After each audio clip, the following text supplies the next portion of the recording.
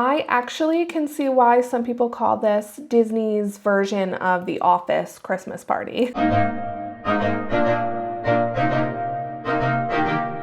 So I finally went to Jollywood Nights, and I have thoughts and opinions. If you didn't know, Disney Jollywood Nights is a special ticketed event at Disney's Hollywood Studios. Disney calls it glitz, glitter, and glamour galore with Hollywood vibes and red carpet moments. They encourage guests to don your holiday best, and people did not hold back. The party runs from 5:30 p.m. to 12:30 a.m. on select nights, but you can enter Hollywood Studios as early as 5:30 p.m. with your event ticket. There are more than 20 character experiences at Jollywood Nights, and new in 2025, you have characters like Chewbacca, Partysaurus Rex, Bing Bong, and Miguel.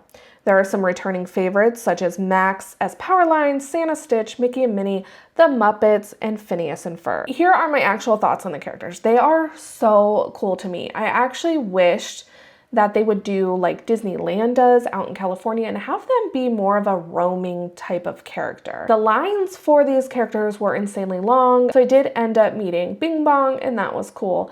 But again, I do wish they were more kind of roaming around and people kind of just take selfies with them instead of these real long kind of time-sucking lines for these characters. The entertainment lineup at Jollywood is stacked. You have Disney's Holidays in Hollywood, and that's with the Muppets. I did not see this one. Shows are not really huge on my to-do list, and I'm not a Muppets fan. I'm sorry to all of those that are, so this wasn't really on my to-do list. You also have What's This? Nightmare Before Christmas Sing-Along. Again, if my kids were with me, I would have absolutely went and seen this. They love Nightmare Before Christmas, but I did not catch it. You will have the Glitzen Ice Skating Show. I saw just bits and pieces of this as we were walking by. We didn't really stay. Jingle Bell, Jingle Bam is the fireworks show during the party, and we watched this kind of from the side because we weren't really into like chilling with the crowds at this point, but it was cute and I like the little storyline that they have with it. There's also live bands. The one down by the Tower of Terror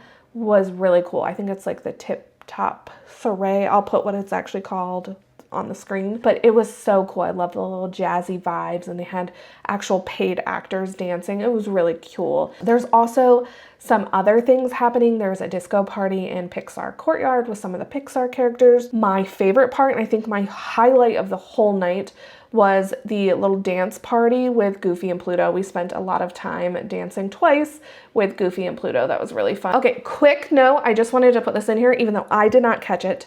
Fantasmic still runs on Jollywood Nights. Jollywood Nights. It starts at 6:30 p.m. This is before, I believe the park closes at 7 o'clock for regular guests, but you remember can get in with your Jollywood Nights ticket at 5:30 p.m. and then you can go watch Fantasmic. The other cool thing about the party is you get all your PhotoPass downloads from 5:30 until the end of the night. So that's really cool. They have all kinds of little character stops. I'll put a couple pictures that I took with the like movie making thing, whatever you call that, or the yell cut. The actual Jollywood Nights sign, and then just a few kind of in front of the pretty Christmas tree. So I do think that's a great perk of your ticket price, is that you get all of those PhotoPass downloads for free. As far as rides, the wait times were low. We rode Rise of the Resistance, which I think was the coolest part. If you've ever ridden that ride before, you know that when they take you into the big room, the like bay with all the stormtroopers standing there on the starship, they usually kind of move you along rather quickly. They didn't do that this time. We were able to like kind of take pictures and mingle, and that was great. It was a walk-on basically to get onto Rise, which was awesome.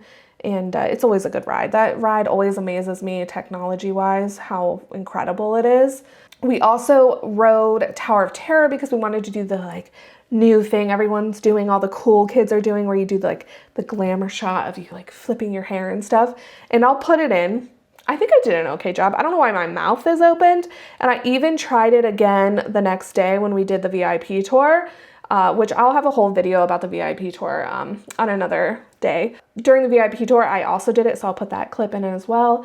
I think I did better the night before. My mouth is open way more in the VIP tour. I have no idea. And like telling people that aren't familiar with the cameras and stuff when they need to do it. So I think that's why my mouth's open, because it's in slow motion. So I believe it's when I'm saying, okay, this is when we're doing it. Like, come on. But so that was fun.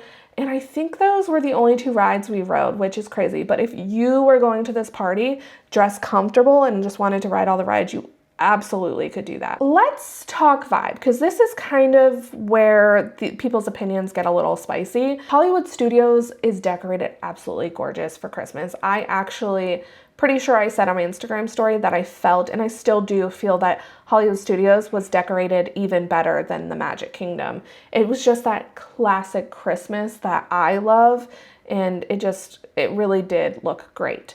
There was a little bit of snow down Sunset Boulevard by the Tower of Terror, but nothing crazy. It isn't crowded, I wouldn't say, but it isn't completely empty. Like I said, the character lines were pretty long.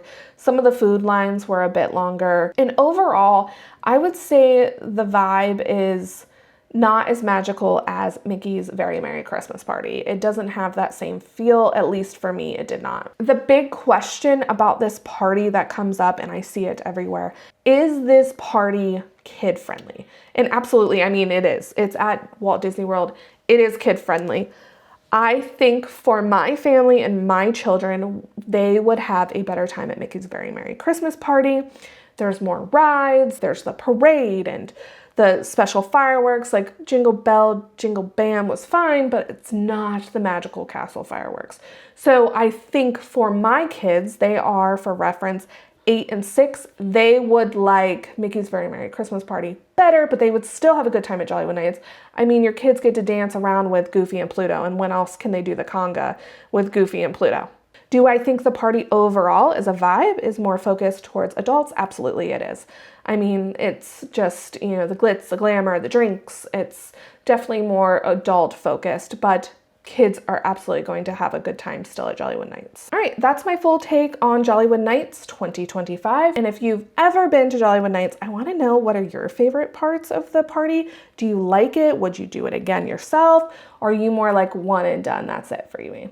Let me know in the comments below. I've got more Disney content coming. I wanted to just slip this Jollywood Nights in before I start the rest of my content because, the days are numbered for these holidays. If you want something to watch now, you can watch my travel day video that kicks off my trip. Don't forget to like and subscribe. I'll catch you in the next one, and until next time, bye!